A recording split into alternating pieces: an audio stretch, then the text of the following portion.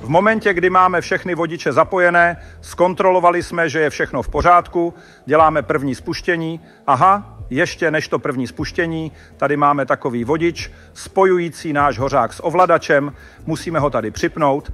Tak vedle je ještě výstup na podavač ze zásobníku, který nám podává pelety, ale jak jsem říkal, zásobník momentálně nemáme k dispozici, takže ta zásuvka zůstává volná. Jednoduše tady musíme myslet na to, abychom správně všechno propojili.